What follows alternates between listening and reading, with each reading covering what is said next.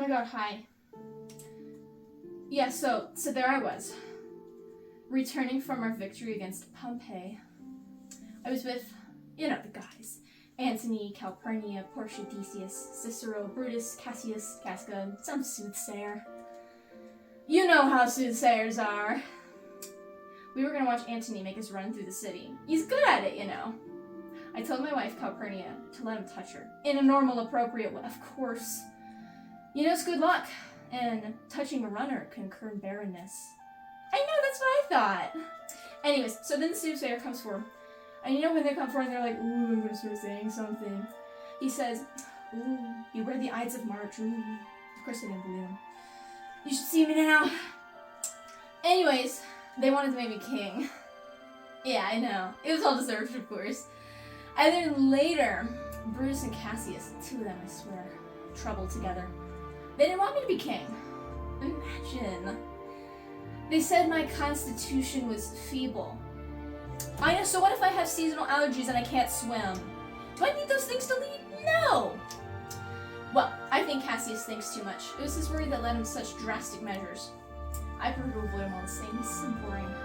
And regardless if my constitution is weak, then why do the crowds still go wild when I have a fit? They left me even though I was afflicted by the following sickness. Really? I was gonna refuse the crown also, really. I really was. I swear. The oddest thing started happening. Casca. Yeah, I mentioned him earlier. Yeah. He, saw a lion in the city. Crazy. A man with his hands alight, though he was being normal about it. He wasn't in any pain. And an owl during the day, he concluded that bad things were coming because these occurrences could not be natural. It could have anything to do with me in the Senate trying to make me king. Why would it, right? Exactly. Apparently, Cassius was not thrilled. I cannot believe that he started his plot so early! He could have just communicated with me instead of acting rash. Started to work with a guy named Cinna, and they decided they had to get Brutus on their side. And Brutus agreed. Cassius suggested that they kill Antony as well. I know, it would be such a waste. But at least Brutus wanted to protect him. They deemed me necessary to kill, saying I was like a serpent egg, something that would grow into something terrible. I mean, look at me. I would never grow into anything terrible. So then Calpurnia starts having bad dreams about me dying. It is touching to have a wife who cares so, but it keeps me up at night. She insisted that I not leave the house, but obviously I couldn't do that. But then more things started appearing in the city. Dead men were walking, ghosts, a lioness giving birth in the streets, and lightning that was shattering the sky. It was as if someone who believed in, if I were someone, and I'm not, and I believed in bad omens, I would say that you were bad omens.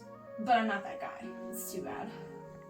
The augur agrees with my wife, saying they looked in a dead animal's guts, but they didn't find a heart. Scrying that way is so 11th century.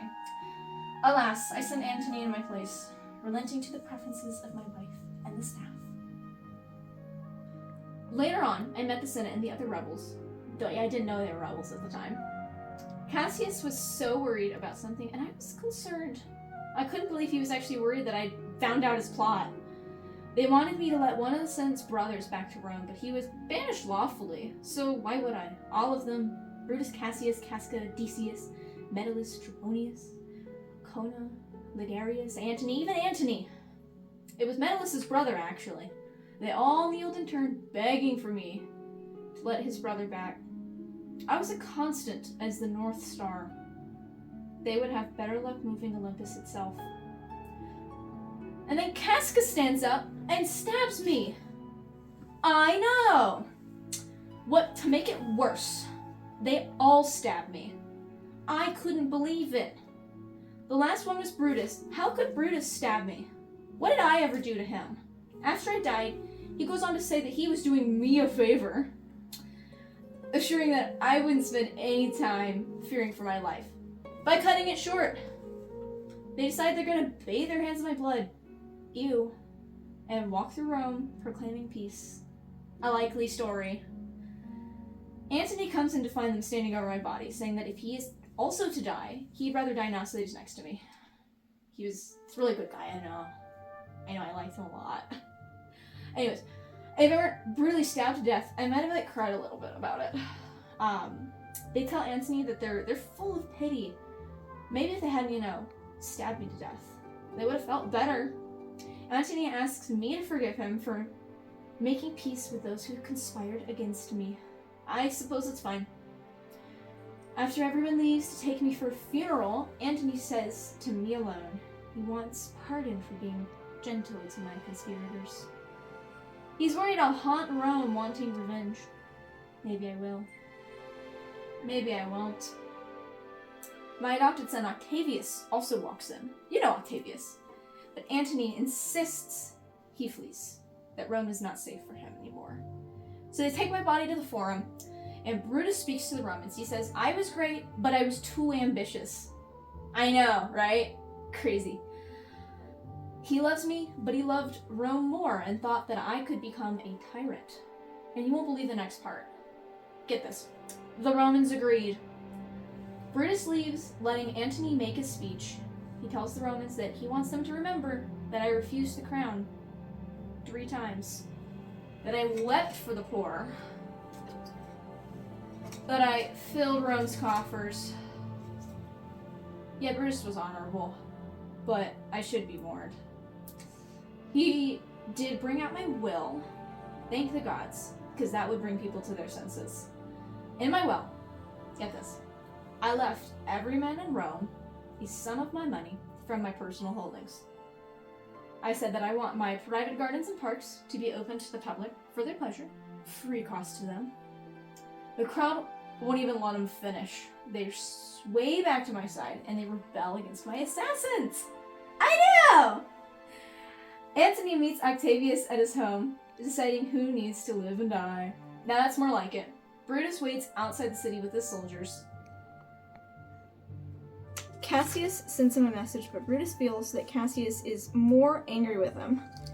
Maybe this is why you don't side with people who like stabbing. So get this.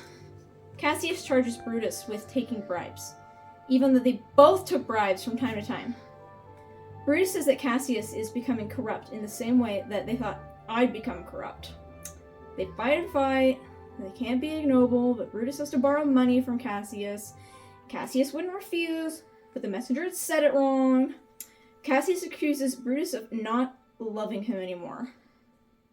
I know. He hands Brutus his dagger and tells him to kill him like he did to me. As if it's the same. They make up or whatever, and Brutus tells Cassius that his wife killed herself and that's why he's stressed. So now, it's Brutus and Cassius against Antony and my son. Cassius thinks he found weakness in my son's army. We'll see. Okay, so there was a weakness in my son's army. But it's not a matter, because they acted too hastily. Now they are losing. Cassius' army fails, and he gets beheaded. Very dramatic. He says that I've been avenged by the same sword that killed me because he gave the beheader his sword to do it. It's very poetic. Brutus eventually finds the body of Cassius and he mourns, blames me as usual. Says that I'm enacting a revenge from the grave. Is it my doing though? I'll never tell.